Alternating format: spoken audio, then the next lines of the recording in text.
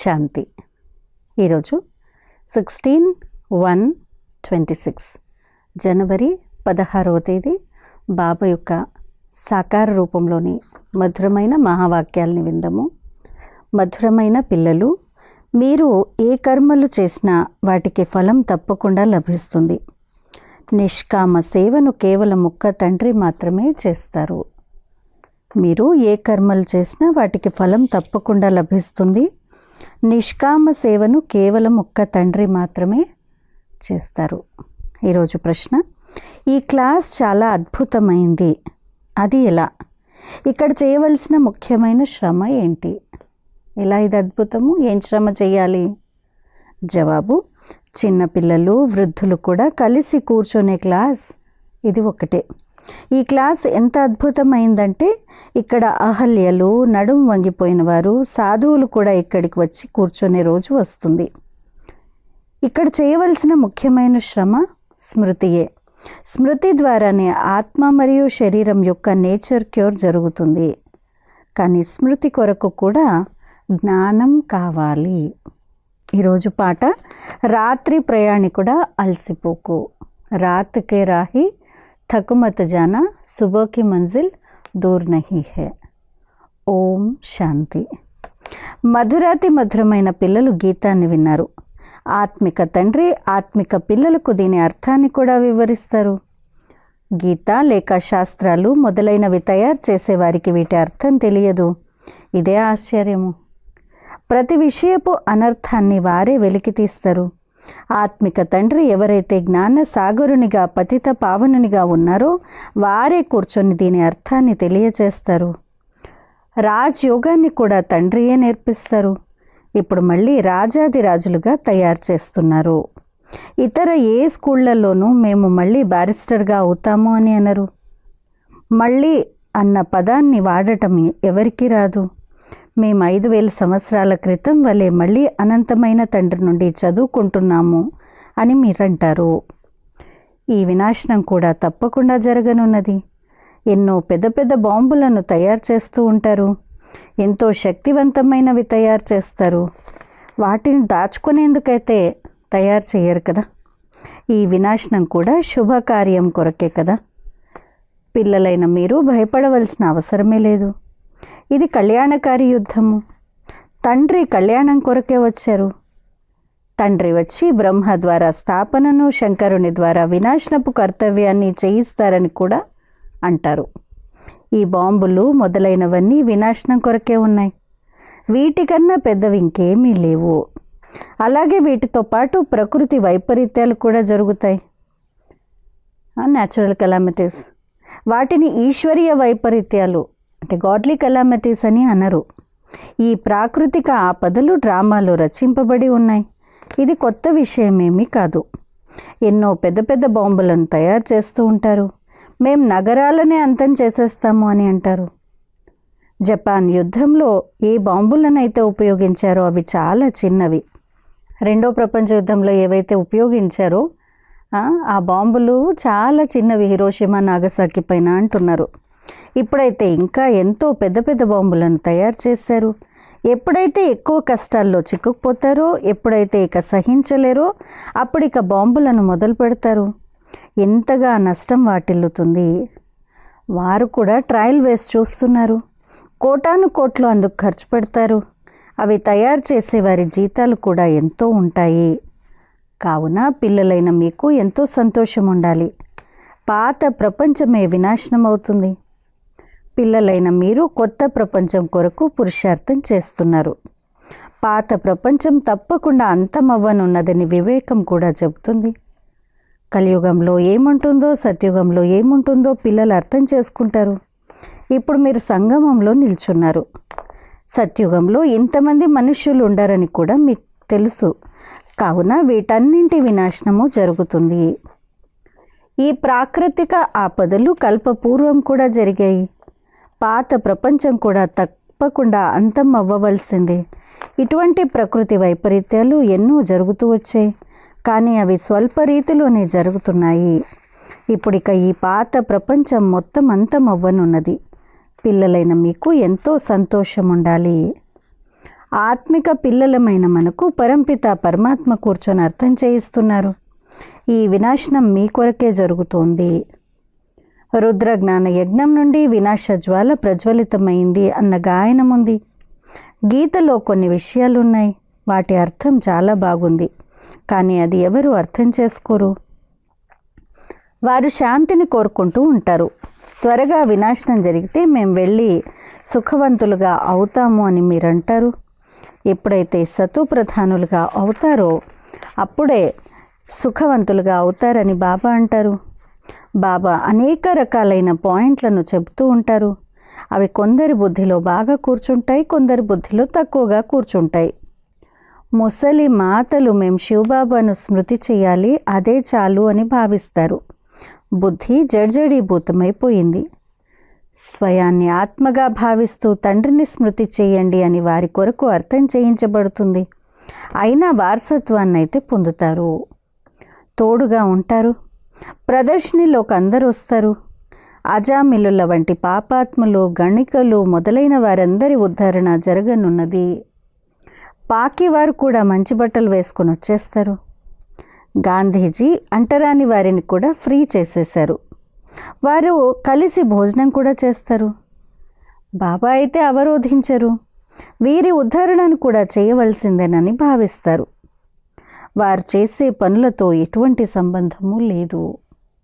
దీనిలో మొత్తం ఆధారం అంతా తండ్రితో బుద్ధియోగాన్ని జోడించడంలోనే ఉంది. తండ్రిని స్మృతి చేయాలి. నేను అంటరాని వాడిని అని ఆత్మయే అంటుంది. మనము సతోప్రధానులైన దేవి దేవతలుగా ఉండేవారము అని ఇప్పుడు మనం భావిస్తాము.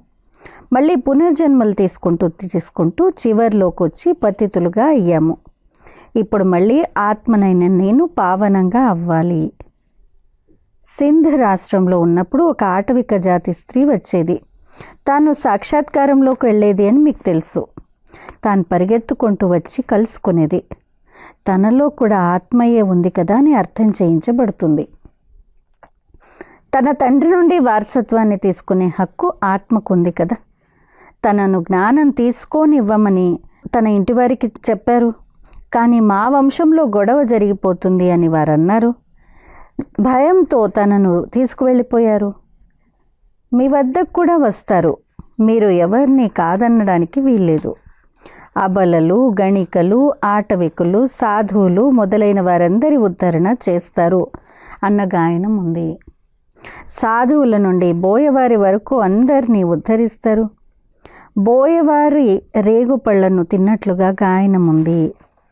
ప్రసాదమైతే అంగీకరిస్తారు కదా. పవిత్రత ప్రతిజ్ఞను చేశారు. ఈ జ్ఞానంలో చురుకైన వారిగా అయిపోతే ఆ వ్యాపారం నుండి విడిపించవచ్చు కూడా. ఈ సేవకు అర్హులుగా అయిపోతే బంధనముక్తులుగా అయిపోండి అని చెప్పబడుతుంది. సేవాదారులను ఆ వ్యాపారుల నుండి విడిపించడంలో నష్టమేమీ ఉండదు. యజ్ఞ సేవ చేయడం ద్వారా కూడా ఎంతో ప్రాప్తి కలుగుతుంది. అనేకుల కళ్యాణాన్ని చేస్తారు. దినప్రతిదినము ప్రదర్శనీ సేవ ఎంతో వృద్ధి నొందుతుంది. బాబా బ్యాడ్జీలను కూడా తయారు చేయిస్తూ ఉంటారు. ఎక్కడికి వెళ్ళినా ఈ విషయంపై అర్థం చేయించాలి. ఏ విషయము? వీరు తండ్రి, వీరు దాదా. ఇది తండ్రి వారసత్వము. నన్ను స్మృతి చేసినట్లయితే మీరు పావనులుగా అయిపోతారని ఇప్పుడు తండ్రి అంటారు. నన్నొక్కడినే స్మృతి చేయండి అని గీతలో కూడా ఉంది. కేవలం అందులో నా పేరును తీసేసి పిల్లల పేరును పెట్టేశారు. రాధాకృష్ణులకు పరస్పరం ఏ సంబంధం ఉందో భారతవాసులకు కూడా తెలియదు. వారి వివాహము మొదలైన చరిత్రను గూర్చి ఏమీ తెలియజేయరు. ఇరువురు వేర్వేరు రాజధానులకు చెందినవారు. ఈ విషయాలను తండ్రియే కూర్చొని అర్థం చేయిస్తారు. శివ భగవాను వాచ అన్న విషయాన్ని అర్థం చేసుకుని వారు అది ఇతరులకు చెప్పినట్లయితే వారిని అందరూ తరిమేస్తారు. నీవు ఇది ఎక్కడి నుండి నేర్చుకున్నావు, ఆ గురువు ఎవరు అని అడుగుతారు. బీకేలు చెప్పారు అని అంటే గొడవ చేస్తారు. ఈ గురువుల రాజ్యాలే అంతమైపోతాయి. అలా ఎందరో వస్తారు. లిఖితపూర్వకంగా కూడా వ్రాసి ఇస్తారు. అయినా మళ్ళీ వెళ్ళిపోతారు. బాబా పిల్లలకు ఎటువంటి కష్టాన్ని ఇవ్వరు. చాలా సహజమైన యుక్తిని తెలియచేస్తారు. ఎవరికైనా పిల్లలు లేకపోతే సంతానాన్ని ఇవ్వమని భగవంతుణ్ణి కోరుకుంటారు. సంతానం కలిగితే తనకెంతో మంచి పాలననిస్తారు, చదివిస్తారు. మళ్ళీ ఎదిగాక నీ వ్యాపారం చేసుకో అని అంటారు. తండ్రి పిల్లలకు పాలన ఇచ్చి వారిని అర్హులుగా తయారు చేస్తారు. మరి తాను పిల్లలకు సేవకుడు కదా. ఈ తండ్రి అయితే పిల్లల సేవను చేసి తన తోడుగా తీసుకుని వెళ్తారు. కొడుకు తన కాళ్ల మీద తాను నిలబడి తన వ్యాపారంలో నిమగ్నమయ్యి మళ్ళీ మనం వృద్ధులమైతే మన సేవను చేస్తాడు అని వారు భావిస్తారు. ఈ తండ్రి అయితే అలాంటి సేవను కోరుకోరు. వీరు నిష్కామమైన వారు. ఎప్పటి వరకైతే జీవించాలో అప్పటి వరకు మమ్మల్ని సంభాళించడం పిల్లల బాధ్యత అని లౌకిక తండ్రి భావిస్తాడు. ఈ కామను ఉంచుతారు. ఈ తండ్రి అయితే నేను నిష్కామ సేవను చేస్తాను, నేను రాజ్యం చెయ్యను అని అంటారు. నేనెంతటి నిష్కాముడిని. ఇంకా మిగిలిన వారు ఏం చేసినా వారికి దాని ఫలం తప్పకుండా లభిస్తుంది. వీరైతే అందరికీ తండ్రి నేను పిల్లలైన మీకు స్వర్గ రాజ్యాన్ని ఇస్తాను అని వీరంటారు. మీరు ఎంతటి ఉన్నత పదవిని పొందుతారు. నేనైతే కేవలం బ్రహ్మాండానికి అధిపతిగా అవుతాను, మీరు కూడా అలా అవుతారు. కానీ మీరు రాజ్యాన్ని పొందుతారు మరియు పోగొట్టుకుంటారు. నేను రాజ్యాన్ని పొందను, అలాగే పోగొట్టుకోను. నాకు డ్రామాలో ఈ పాత్ర ఉంది. పిల్లలైన మీరు సుఖ వారసత్వాన్ని పొందేందుకు పురుషార్థం చేస్తారు. మిగిలిన వారంతా కేవలం శాంతిని కోరుకుంటారు. సుఖం కాకిరెట్టతో సమానమైంది అని గురువులు అంటారు. కావున వారు శాంతినే కోరుకుంటారు. వారు ఈ జ్ఞానాన్ని తీసుకోలేరు. వారికి సుఖాన్ని గూర్చి తెలియనే తెలియదు. శాంతి మరియు సుఖపు వారసత్వాన్ని ఇచ్చేవాడిని నేను ఒక్కడినే అని బాబా అర్థం చేయిస్తారు. సత్య త్రేతాయుగాల్లో గురువులు ఉండరు. అక్కడ రావణుడే ఉండడు. అది ఈశ్వరీయ రాజ్యము. ఈ డ్రామా రచింపబడి ఉంది. ఈ విషయాలు ఇంకెవరి బుద్ధిలోనూ కూర్చోవు. కావున పిల్లలు బాగా ధారణ చేసి ఉన్నత పదవిని పొందాలి. ఇప్పుడు మీరు సంగమంలో ఉన్నారు. కొత్త ప్రపంచ రాజధాని స్థాపన అవుతోందని మీకు తెలుసు. కావున మీరు సంగమయుగంలో ఉన్నారు. మిగిలిన వారంతా కలియుగంలో ఉన్నారు. వారైతే కల్పం ఆయువుని లక్షల సంవత్సరాలని అనేస్తారు. వారు ఘోర అంధకారంలో ఉన్నట్లే కదా. కుంభకర్ణుని నిద్రలో నిద్రిస్తున్నారన్న గాయనం కూడా ఉంది. పాండవుల విజయమే గానం చేయబడుతుంది.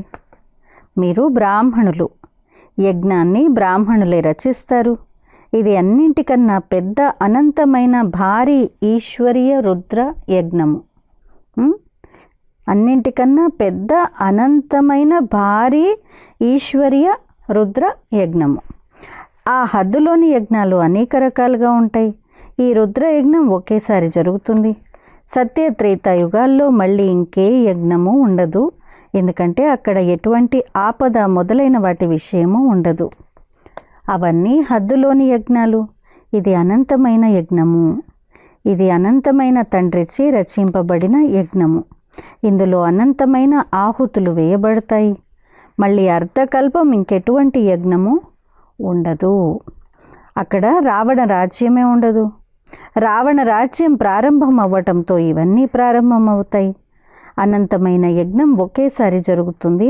అందులో ఈ పాత ప్రపంచము, పాత సృష్టి అంతా స్వాహ అయిపోతుంది.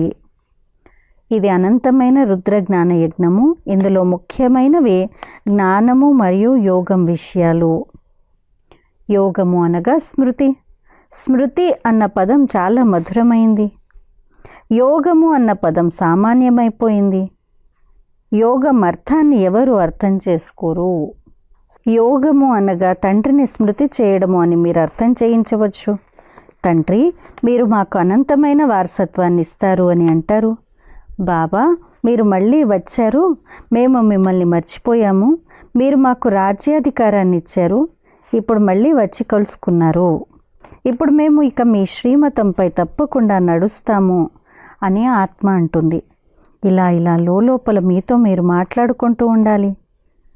తండ్రి మీరు మాకు చాలా మంచి మార్గాన్ని చూపిస్తున్నారు, మేము మిమ్మల్ని కల్పకల్పము మర్చిపోయాము అని అంటారు. ఇప్పుడు తండ్రి మళ్ళీ తప్పులు లేని వారిగా తయారు చేస్తారు. అభూల్ అని అంటారు. కావున ఇప్పుడు వారిని ఒక్కరినే స్మృతి చేయాలి. స్మృతి ద్వారానే వారసత్వం లభిస్తుంది. నేను ఎప్పుడైతే సన్ముఖంగా వస్తానో అప్పుడు మీకు అర్థం చేయిస్తాను. అప్పటి వరకు నీవు దుఃఖకర్తవు సుఖకర్తవు అని అంటూ గానం చేస్తూ ఉంటారు. మహిమను గానం చేస్తారు, కానీ ఆత్మలను గూర్చి తెలియదు, పరమాత్మను గూర్చి తెలియదు. ఇంత చిన్నని బిందువులో అవినాశి పాత్ర రచింపబడి ఉందని ఇప్పుడు మీరు అర్థం చేసుకున్నారు. ఇది కూడా తండ్రి అర్థం చేయిస్తారు. వారిని పరంపిత పరమాత్మ అనగా పరమ ఆత్మ అని అంటారు. అంతేకాని నేను చాలా పెద్ద అఖండ సూర్యునిలా ఉండను. నేను టీచర్ వలె చదివిస్తూ ఉంటాను. ఎంతమంది పిల్లలు ఉన్నారు! ఇది ఎంత అద్భుతమైన క్లాసో చూడండి. ఇందులో ఎవరెవరు చదువుతారో చూడండి. ఎవరెవరు చదువుతారు? అబలలు, ముసలివారు, సాధువులు మొదలైన వారు కూడా ఒకరోజు వచ్చి కూర్చుంటారు. కొండజాతి వారు, చిన్నపిల్లలు మొదలైన వారందరూ కూర్చున్నారు. ఇటువంటి స్కూల్ని ఎప్పుడైనా చూసారా? ఆ స్కూల్ అయితే 14-15 సంవత్సరాలు ఉంటుంది. ఇదైతే 50-60 సంవత్సరాలు కొనసాగుతుంది. ఇందులో స్మృతి శ్రమ ఎంతో ఉంది. ఈ స్మృతి ఏ సమయం తీసుకుంటుంది? స్మృతి యొక్క పురుషార్థాన్ని చేయడం కూడా జ్ఞానమే కదా. స్మృతికి కూడా జ్ఞానం ఉంది. చక్రాన్ని అర్థం చేయించేందుకు కూడా జ్ఞానం ఉంది. సహజమైన సత్యమైన ప్రకృతి వైద్యము అని దీన్నే అంటారు. మీ ఆత్మ పూర్తిగా పవిత్రంగా అయిపోతుంది. అక్కడ శరీరపు ప్రకృతి వైద్యం ఉంటుంది. ఇది ఆత్మకు వైద్యం, ఆత్మ యొక్క నేచర్ క్యూర్. ఆత్మలోనే మలినాలు కలిసాయి. స్వచ్ఛమైన బంగారంతో స్వచ్ఛమైన నగలు తయారవుతాయి. ఇప్పుడు శివబాబా సన్ముఖంగా వచ్చారని పిల్లలకు తెలుసు. పిల్లలు తండ్రిని తప్పకుండా స్మృతి చేయాలి. ఇప్పుడు మనం తిరిగి వెళ్ళాలి. ఈ తీరం నుండి ఆవలి తీరంలోకి వెళ్ళాలి. తండ్రిని, వారసత్వాన్ని మరియు ఇంటిని కూడా స్మృతి చేయండి.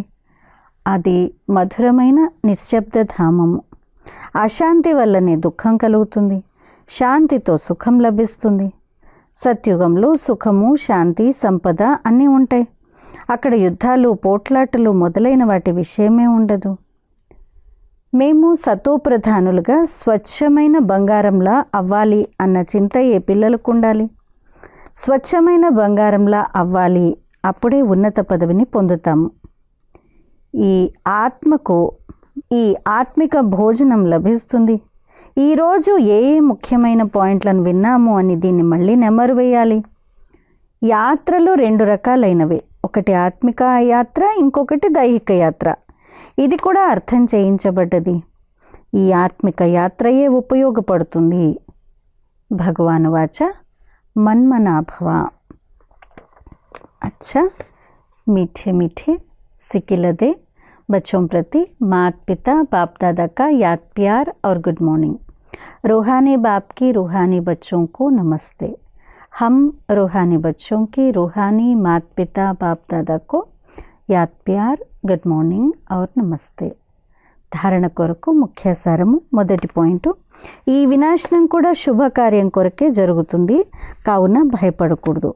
కళ్యాణకారి తండ్రి సదా కళ్యాణ కార్యాన్ని చేయిస్తారు అన్న ఈ స్మృతి ద్వారా సదా సంతోషంలో ఉండాలి.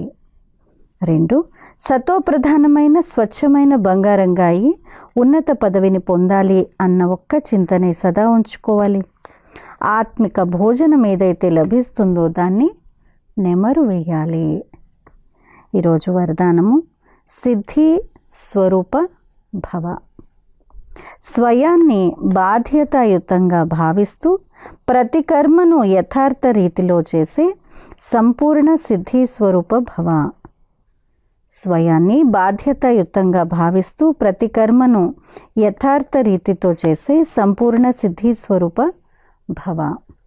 ఈ సమయంలో సంగమయుగపు శ్రేష్ఠ ఆత్మలైన మీ యొక్క ప్రతి కర్మ మొత్తం కల్పం కొరకు విధానంగా అయిపోతుంది.